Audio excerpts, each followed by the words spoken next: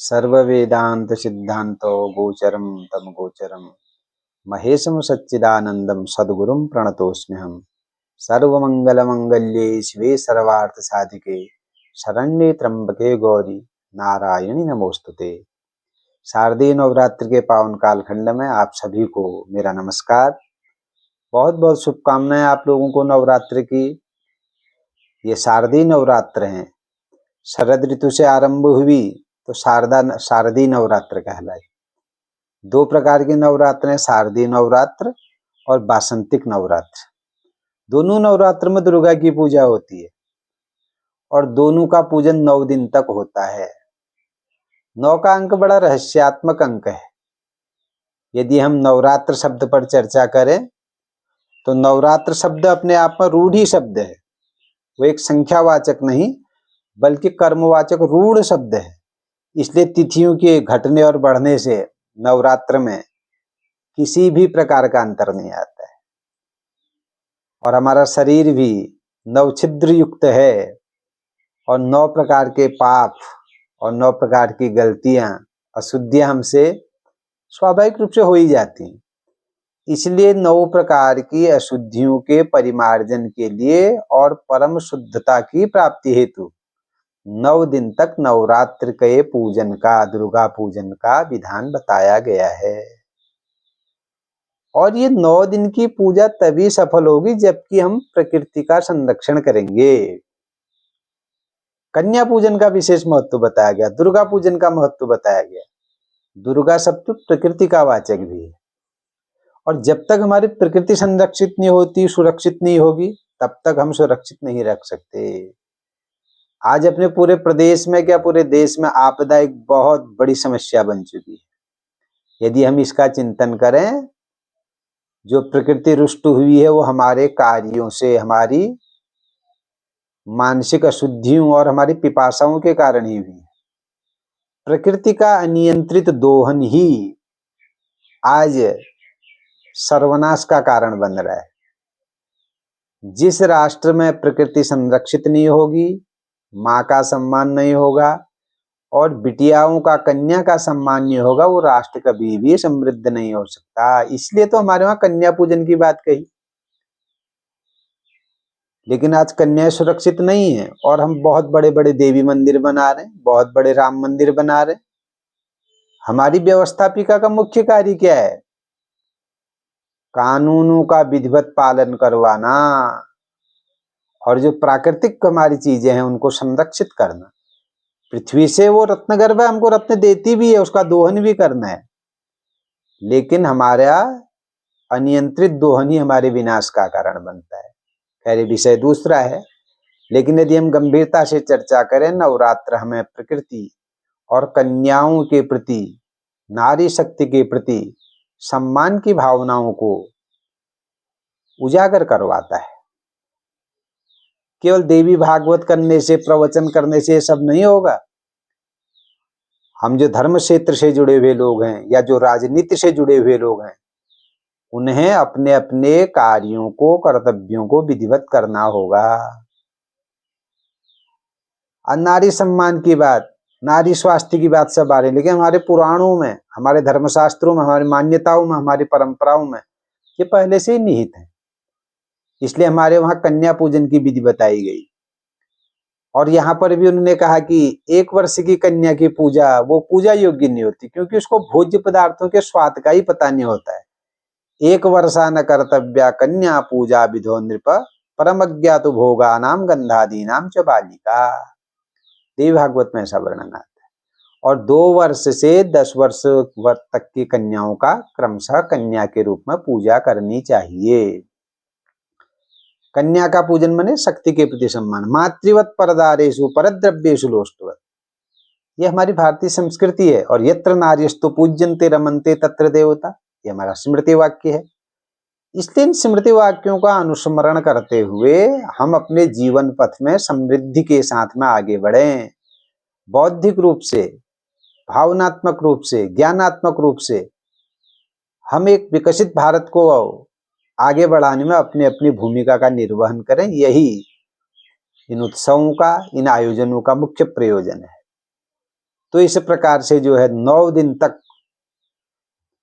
शारीरिक शुद्धि भी बहुत आवश्यक है। इसलिए 9 दिन तक 9 प्रकार की भक्ति का विवेचन किया गया है। श्रीमद् भागवत में यदि हम देखें तो श्रवणम कीर्तनम विष्णो हो, स्मरणम पाद सेवनम, अर्चनम वंदनम दास्यम, सख्यम आत्मनिवेदनम, ये 9 प्रकार की भक्ति बताई गई है। स्नान इत्यादि के द्वारा हम बाहरी शरीर को शुद्ध करते हैं और यज्ञ यजन भजन उपासना आराधना और अनुष्ठान के द्वारा आंतरिक शुद्धि होती है।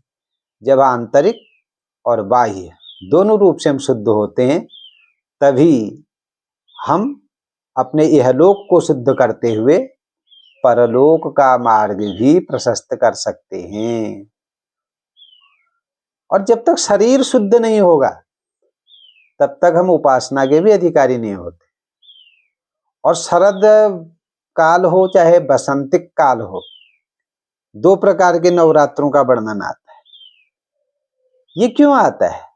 ये तो सामान्य धार्मिक अर्थ है और इतनी वैज्ञानिक हमारी संस्कृति रही है। यदि इसको आप देखें तो शरद बसंत नामानौ दुर्गमौ प्राणी नामिह, तस्माद यत्नादिदम कार्यम सर्वशत्रुमभिच्छता, सर्वत्र शुभमिच्छता।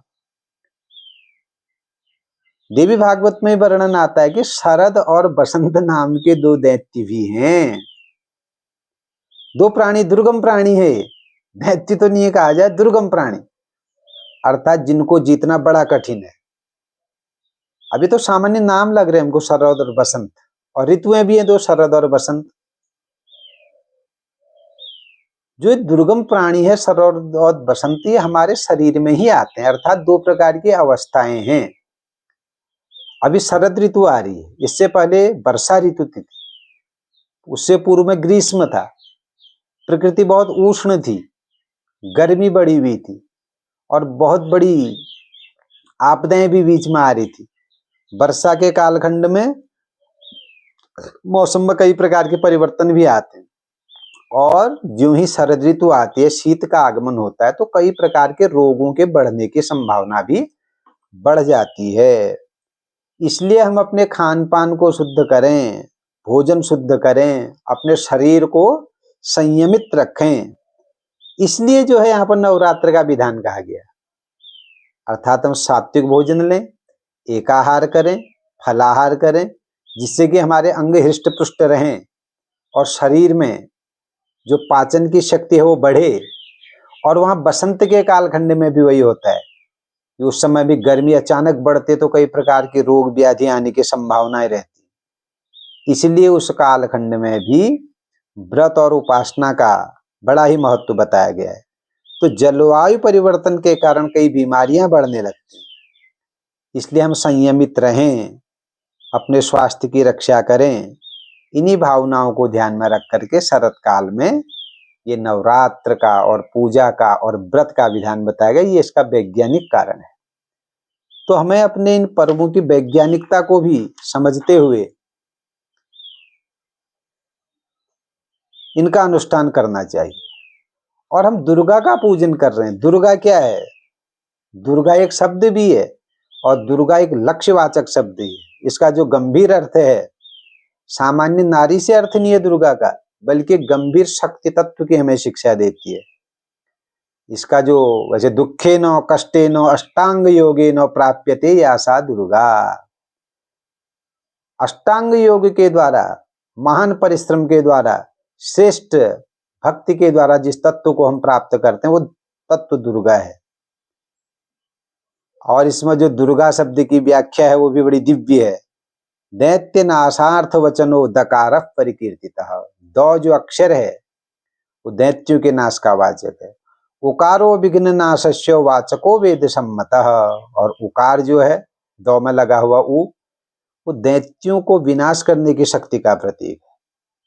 और जो रौ अक्षर है रेफो रोगग्न वचनो, रौ अक्षर जो है वो रोगों को दूर करने वाला है। गश्च पापग्न वाचकः, और जो ग वर्ण है वो पापों को दूर करने की प्रेरणा देता है। भय शत्रुघ्न वचस्कारः, भय शत्रुघ्न वचनः चाकारः परिकीर्तितः। और जो आ है वो भय और शत्रुओं को दूर भगाने की हमें प्रेरणा देता है। तो इस प्रकार से जो दुर्गा शब्द है वो दुर्गति को प्राप्त जो जीव है उसको सतगति की ओर प्रवृत्त करने की शक्ति प्रदान करने का प्रतीक वह शब्द है। और उस शक्ति को प्राप्त करने के लिए पूजाएं की जाती हैं। कई प्रकार से दुर्गा जी को वस्तुओं को हम अर्पण करते हैं। माँ ने सारा हमको दिया, हम उनको क्या अर्पण कर सकते हैं। लेकिन आज अर्पण करने की आवश्यकता है काम, क्रोध, मद, लोभ, मत्सर, अविद्या, अविवेक जो हमारे अंदर बैठा हुआ है, जो ये आसुरी शक्तियां काम, क्रोध आदि, इनको माँ के चरणों में समर्पित कर देना है, क्योंकि हमें अशुद्ध बना देते हैं। और माँ से सात्विकी शक्ति को ग्रहण करके अपनी शक्ति को सात्विक कार्यों में लगाना है। यही दुर्गा पूजन का मुख्य लक्ष्य है, यही रहस्य भी है। तो निष्कर्ष रूप से हम ये कह सकते हैं कि शारदीय नवरात्र के कालखंड जहां हमें शक्ति की उपासना के लिए प्रेरित करता है, उससे पहले हमें शारीरिक रूप से स्वस्थ होने की प्रेरणा देता है। और वो आदि शक्ति जगदम्बा का ज्ञान करने के लिए पहले हमें अपनी मातृशक्ति के प्रति अर्थात प्रकृति के प्रति सम्मान का भाव रखना होगा। और यहाँ तक कि जो बेटी बचाओ बेटी पढ़ाओ, नारी शक्ति, नारी सेवा की बात आ रही है, तो नारी शक्ति के प्रति हमारा शुद्ध भाव हो। अपनी बहन, बेटी, समाज की जो भी बेटियां हैं उनके प्रति हमारा दृष्टिकोण सही हो, उनकी रक्षा के लिए हम कार्य करें। और जैसा भाव अपनी बिटिया के साथ होता है वही भाव हम अन्य स्त्री जाति के साथ भी रखें। यही दुर्गा पूजा का मुख्य उद्देश्य है। अब आज पूजाएं भी हो रही हैं, पाठ भी हो रहे हैं, बड़े बड़े अनुष्ठान भी हो रहे हैं, लेकिन वहीं पर कई प्रकार की विकृतियां भी दिखाई दे रही। और यहाँ पर सीता जी की भी बात आती है कि भगवान श्री राम सीता की खोज में निकले। सीता भगवान श्री राम की अर्धांगिनी है, आह्लादिनी शक्ति, वो ठीक है, लेकिन यदि हम सामाजिक अर्थ करें, सीता हमारे प्रकृति की द्योतक है। और रावण ने प्रकृति स्वरूप सीता का हरण किया। अर्थात आज हम अपने प्रकृति का स्वयं यदि हरण कर रहे हैं, अनियंत्रित दोहन कर रहे हैं, तो हम ही रावण हैं। और जब हम ही रावण का रूप धारण कर लेते हैं तो फिर राम को अवतार लेना पड़ता है। तो इसलिए हम प्रकृति का संरक्षण करें, अपनी संस्कृति को पहचानें। स्वधर्मे निधनम श्रेय परधर्मो भयावह। दक्षिण के लोग हमारी संस्कृति को, पश्चिम के लोग हमारी संस्कृति को ले जा रहे हैं और हम अपनी संस्कृति से भटक रहे हैं। तो इसलिए रामलीला और दुर्गा पूजा और 9 दिन का यह अनुष्ठान हमें वास्तविक तत्व को जानने की प्रेरणा देता है। अन्यथा खाली उत्सव, एक मनोरंजन का साधन हमने बना दिया और वास्तव में आज अधिकतम मनोरंजन ही बन चुका है। इसलिए नवरात्र का ये कालखंड मनोरंजन का नहीं, आत्मरंजन का कालखंड है। तो हम सभी लोग अपने पर्वों को, उत्सवों को, इसके महत्व को गंभीरता से समझें और माँ जगदम्बा का पूजन करें।